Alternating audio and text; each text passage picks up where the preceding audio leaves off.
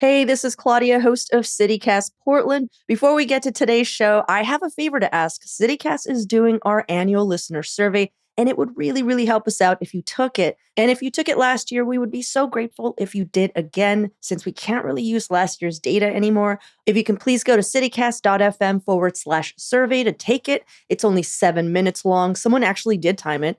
That's citycast.fm/survey. And when you take the survey, you'll also be eligible to win a $250 Visa gift card and some CityCast Portland swag. So there might be something in it for you. That's citycast.fm/survey. Thank you for considering. Today on CityCast Portland, we're talking about the indictment of Jesse Lee Calhoun, the man charged with the murders of 3 women in the Portland area. We'll also look at the recent decrease in our city's shootings and the approval of Mayor Wheeler's $8.2 billion budget for the upcoming fiscal year. Joining me on this midweek roundup is our very own producer, Giulia Fiaoni.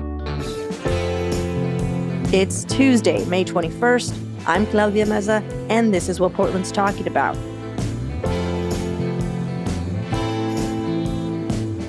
Welcome, everyone, to our midweek microdose of news. Giulia, thank you so much for being here. Hello, good morning. Oh my God, you're like becoming the microdose co-host very quickly. How do you feel about that? I'm getting used to my role here, just settling in. It's Tuesday. Anyhow, today is the day we look at a local story or updates to stories that we might have missed late last week or that happened over the weekend. And normally it's John and myself, but Giulia's stepping in this week. John is planning us all a surprise party, so we need to make sure he has time for that. How was your weekend? It was good. It was my friend's birthday this weekend, so we had a little celebration. Oh, that's cool. Yeah, how about yourself?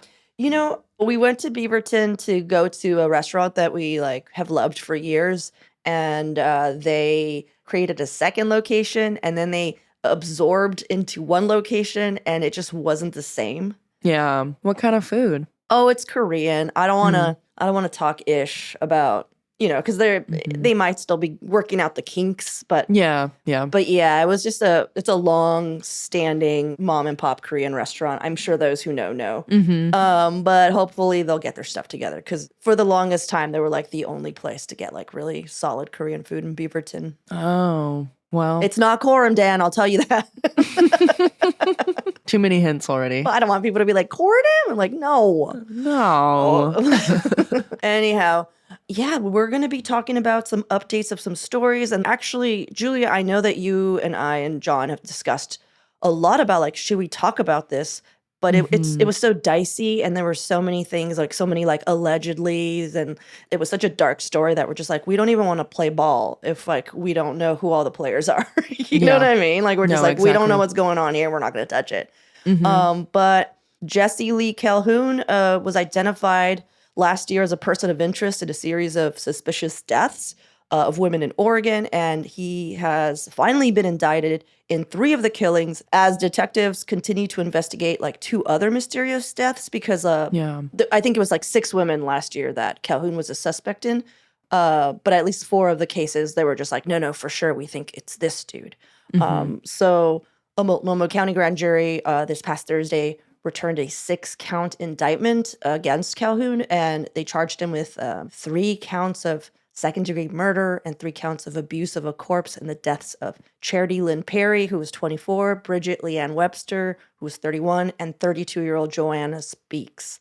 Police and prosecutors say that they're continuing to investigate the 2 other women, which is Ashley Reel, who was 22, and Kristen Smith, who was also 22, which is so sad.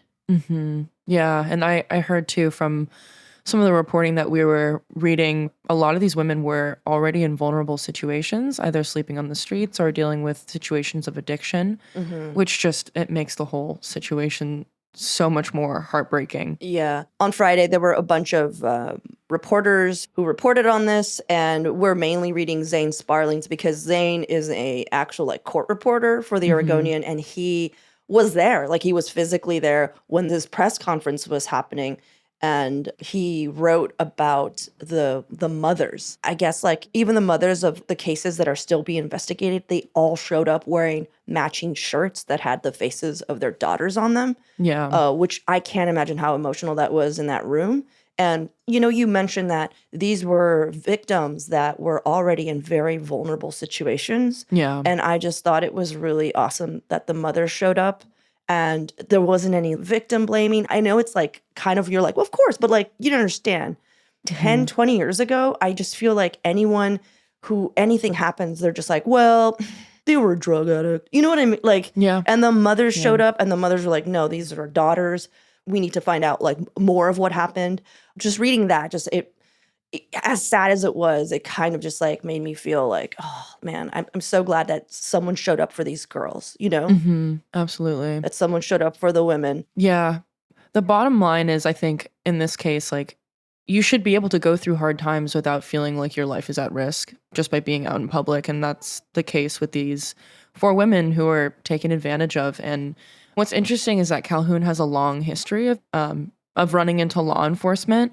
So originally he was in jail at Snake River Correctional Institute because he was serving a 4-year sentence in a burglary and car theft case back in 2019. Then he was let out early by Governor Kate Brown because he worked as a volunteer firefighter and was let out back in 2021. Yeah, I But remember then- that because it was like a huge deal. Like people were just pointing at her and DA Mike Schmidt, like this is your fault, but it wasn't just like they let Calhoun out alone. Like No, there's 40 other prisoners. who didn't go off to become serial killers. Like Exactly. Yeah. so, And yeah. so that had happened, but then he became a suspect in these cases, and they found a reason through other ways that he was breaking the law in the time that he was out to get him back in jail. And he, before these charges were made out, was just serving the last half of his sentence and was supposed to be let out again next month. So they were kind of chasing the clock to make sure that they could prove that he was actually tied to the deaths of these 4 women before it was essentially too late. So at this point, he will be transferred to Multnomah County Detention Center to face his charges there. But there was, like you said, a lot of finger pointing as to whose fault this was of the choice to let him out early and not act quick enough. So a lot of finger pointing was directed towards DA Mike Schmidt, and he had said initially at the time that people were pointing fingers that he was given 14 out of the 40 commutations that Governor Kate Brown signed off on during that time period, and he only had about a week to review those 14 cases. And then most recently, he retracted that statement and said that he wasn't given any time and he didn't end up reviewing the cases at all, but they were signed off on anyways, which I don't know about that. Yeah, I'm sorry, but that's just like, I feel like we hear that a lot from, I don't want to just say DA Mike Schmidt, but there has to be a bit of accountability. I will say, though, that when you do the math of the time that he was released, like, I don't think that, then Governor Kate Brown or DA Mike Schmidt could have done much because timeline-wise, he would have already been out. It just doesn't make sense. Sometimes, like, when really horrific stuff like this happens, going into the weeds that way, it's just like, when he would have done it, who knows? Like, I get what you're saying. It's like either a year earlier or a year later, he was still capable of committing these crimes. Exactly. And postponing it may not have made a difference in a lot of cases. But I feel like a lot of our elected officials could maybe have, I don't know, just the character to state something like that. And instead, they're just the mincing of the words of DA Mike Schmidt when he's like, well, I only was given a week. I don't know. It just seems like, I actually didn't look at it at all. Oh, and you know what? I didn't look at it at all. And I'm like, that just makes it worse, dude. Everything about this is worse. It's like, I didn't do my homework. Oh, I just didn't know what chapters to read. Actually, I didn't care at all. Yeah. Like, what? Yeah. Which one is going to make you feel less like accountable? And at a certain point, it's like, that's for you. That's not for us. Yeah. That's not for us feeling safe. Yeah. That's for you feeling you can wash your hands and like look at yourself. But like ultimately, I don't know, like the fact that, we have to do all these like politics about it is just like, God, it almost feels like it's mudding the water of like what we should be concentrating because here's the deal. Julie, you're pretty new to the area, Yeah. but Portland is actually, we've had a lot of serial killers. It's kind of messed up. I'm laughing because I'm like, Yeah. but the Northwest, the Pacific Northwest, is just known for having like a lot of activity. And usually, what happens with when people kill in this way is that there's usually more victims, and like that's what's scary to me. Because I'm just like, yeah, I know they're concentrating on these four, but I'm like, there could be more. Oh, yeah. Yeah. I wouldn't be surprised to hear more cases coming out over the years. There was a period of time, actually, you mentioned I'm pretty new here. When I lived in Toronto and doing reporting out there, there was a serial killer case that came out as well. And there ended up being double the amount of people they thought it was initially. So I hope that everyone who was affected by this, that the cases are brought to justice. And like you were saying, there's so much political back and forth that people are even starting to point fingers at the election as a reason why this case started to move as quickly as it did, which is so frustrating because at the end of the day, the point is to make sure that these families are taken care of, and to have that political back and forth distracts from making sure that they are okay as much as they can be. Yeah. And right now, police and prosecutors are keeping facts very close to their chest. So, we Yeah. don't know how they were able to find evidence that linked Calhoun to the crimes or how he knew the women. We can't speculate on that. But Yeah. this is a really, really awful case. I hope that all the family members find closure and that the other two women, Ashley Reel and Kristen Smith, also find justice, because this is just to think that it was just super random. Like, oh no, all 6 in a row, but like 2 completely random. I don't know. Yeah. It just feels a little weird. Yeah. It doesn't feel like this is going to be resolved anytime soon. This is just like the beginning of it. This is definitely going to be a very long and messy trial. I'm sure Zane will maybe we'll have Zane on one day and he can actually. We'll get him to come talk about it. Oh my God. Here, I will say, Zane was supposed to be on this morning, and Don't call him out. it's not his fault. Like, he had a surprise doctor's appointment. So he was supposed to be here, and we were supposed to ask him the questions, but instead you're hearing it from us. But it's based on his reporting. Hopefully we'll have him back on soon, and he'll be able to give us more information that what he's seeing. Yeah. Yeah, like what he's seeing when he goes to all these trials. All right, well, let's take a quick break here. When we come back, we're going to do some updates on some stories.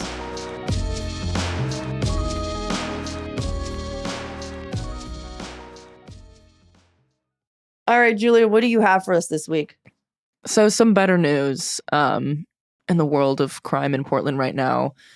Shootings in our city are actually down. Oh, that's good. We've had 280 shootings so far this year compared to 300 at this point last year, and a peak of nearly 500 at this point the year before. So quite a significant decrease. And the good thing about it is that City Hall, it has some pretty big plans to continue investing more into gun violence reduction programs, and even extend the hours that police officers are patrolling this summer to keep this positive momentum moving forward. That's awesome. And we both know, we've had a couple people on within the gun violence intervention community to talk about just how effective these community-oriented programs are. We talked to Sierra Ellis, who's the program manager for Ceasefire, which is the city's comprehensive effort to reduce gun violence. They actually work with communities to try to target some areas that are struggling with gun violence specifically. And then we also spoke with Lionel Irving, who's the leader of the nonprofit Love is Stronger, who focuses on community efforts. And we can link to both those episodes in the show notes. But it is really reassuring to see this actually moving in a positive direction, and that these communities are receiving help and there are ways to intervene that are actually effective.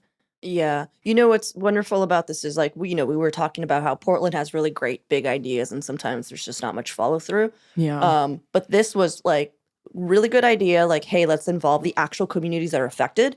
Let's start there. Let's give organizations that are already doing this work, support, funds, resources. Let's do that. And then let's actually have like a cohesive city plan of someone who manages all this. And it worked. And all that's because it was just on every tier, there was someone who was accountable and responsible for the things they were supposed to be doing, and they followed through.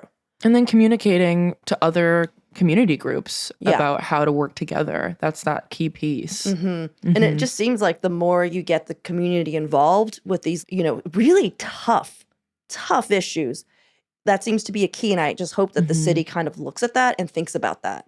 Yeah. With all the other issues that we have, that when it's left on the county or the city to do alone, they don't seem to be able to they're just bumping into each other.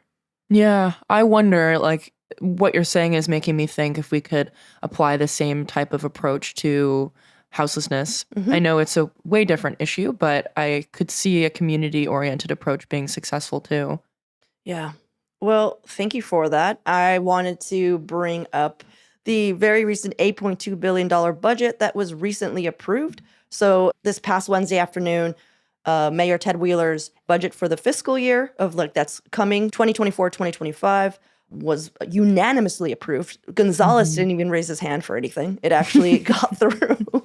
And as a reminder, just last year's approved budget was $7.1 billion. Now, there was a month ago, the Portland Fire Bureau was facing something like an $11 million deficit. We were hearing, PBOT saying they had $32 million deficit. The city was considering cutting 8 to 10 frontline workers at the Fire Bureau, closing a fire station, and maintaining current staffing levels without new equipment, which would not have been good. So what I'm saying is we were very financially just in the weeds. And the Portland Clean Energy Fund helped plug in many of these budget holes that many of these bureaus were pointing out, as I mentioned. But according to the city budget office, PSEF, which is what people in the know call the Portland Clean Energy Fund. So if you hear us say PSEF, that's what that is. So the city budget office said that the PSEF revenue accounts for $177 million of the general fund. Wow. Yeah. I mean, it's a lot, but it's not $8.2 billion, but even with PSEF funding some of these deficits, Mayor Ted Wheeler still warned that the money is tight. But the budget does keep Portland Street Response, the program that sends social workers and medical teams to behavioral health crises instead of law enforcement, at current staffing levels, but it's still reducing the budget by nearly $3 million from last year's funding. So I'm curious to hear what is getting cut, if staffing is the same. Did you know what I'm saying? Where did that $3 million go?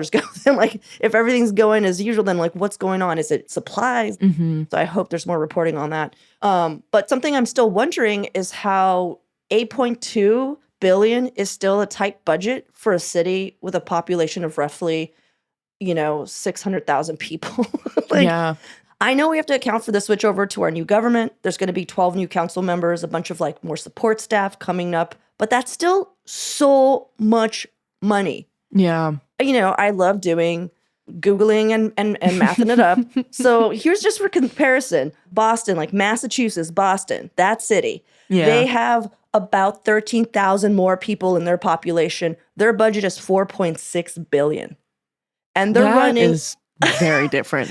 And they're running, on almost half of what we're spending for more people. And I don't know if you've been to Boston. Now, that is a city that works. I've not gone, but I know it's different. I know there's a lot of haters. People are like, "Ugh, Boston."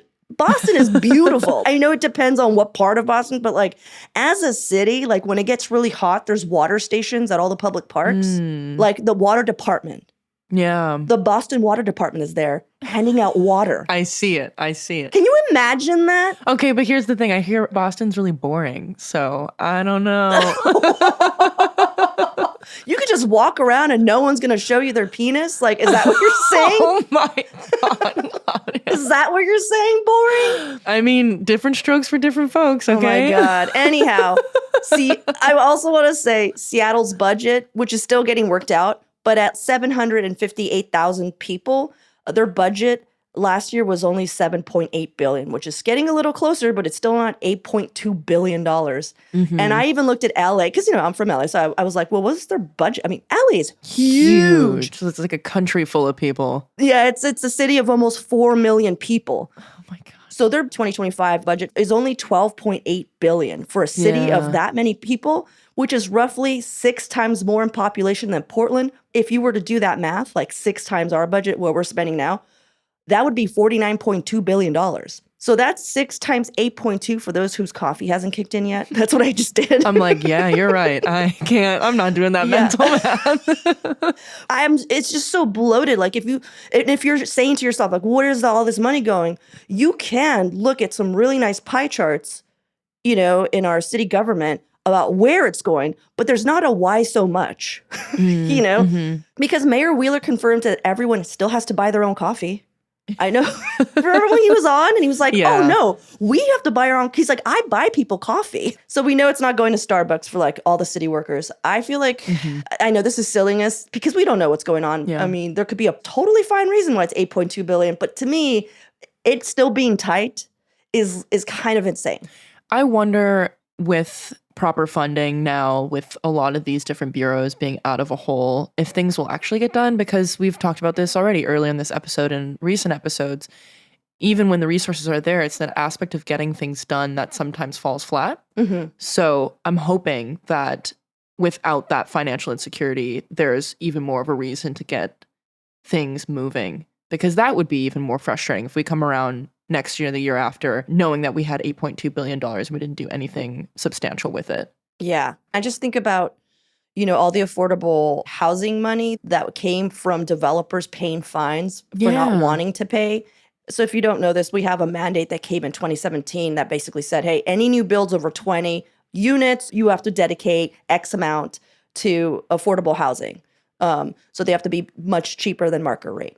And you could only get out of that if you paid like 24 or 25 bucks per square foot. And so that was a good chunk of change. It was something like $7 million. And they found out that that department that was taking care of that hadn't spent one penny in actual affordable housing. They had just spent money on continuing to run that department of collecting money. So in a sense, it was essentially just paying itself to exist and not do anything. What's the point of it existing in the first place? And that's what I'm talking about when I think about 8.2 billion. I'm like, are we just paying for our city government to exist and not do anything? Yeah. Because at a certain point, I mean, God, I feel like I'm like taking my final form of Ron Swanson, becoming a libertarian as we speak. I just need to get really good at woodworking and growing a mustache and like caring less. Oh my God. Sorry. This show is going to take a hard pivot. A hard pivot. Carpenters only on this. You thought I was a Republican? Oh no. Even worse. No. So I just want to know if anyone in the city is listening, and I know you guys do listen, why 8.2 billion? That, and also I'm sure we're going to be hearing from some people who were backing PSEF for the reasons that were initially the purpose of PSEF, which was to go back into communities that are being affected by climate change, specifically communities of color. So I'm sure we'll be having conversations about how that money can end up back in those communities eventually, at least I hope. Yeah. Because I'm sure some people are not so happy about that. Yeah. Well, it's super easy to, criticize. So hopefully we'll get some city leaders in and talk about this budget. Or maybe, I don't know, we can just throw a bat signal to Simone Reed and her audit crew. That'll work. I don't know if it's like a bat signal. Is it one of these? You can't see it, but I got like my little finger waving. Knock it off. Do you know what I mean? You better stop that. Well, we will be having some of the mayoral candidates on this upcoming month, so something to look forward to, having more in-depth conversations about what our city is going to be looking like in the new election year. Yeah. I mean, we can't really ask someone who's not been in City Hall before what's going Just on with the vision, budget. the vision that they have. Who's going to do something with it? Hey, you were part of this. What's up with this 8.2 billion? It's just like everyone comes on. I'm just stuck there. Someone break this down for me. What about Boston? I'm just like, they got water and parks. I can rent sailboats from the city. Well, thank you so much, Giulia, for hanging out with me. I appreciate everyone listening, and I hope that you have a great start to your week. I mean, I know we say it's the midweek, but we know it's just Tuesday. You're just getting started. Yeah. Happy Tuesday, everyone.